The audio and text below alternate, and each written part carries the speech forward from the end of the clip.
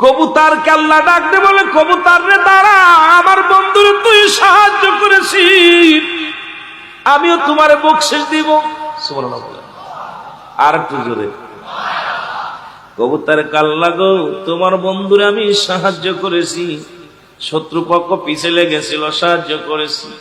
আল্লাহ বলে, কবুতর রে কিয়ামত পর্যন্ত তোর বাসা বানানোর চিন্তা থাকবে না।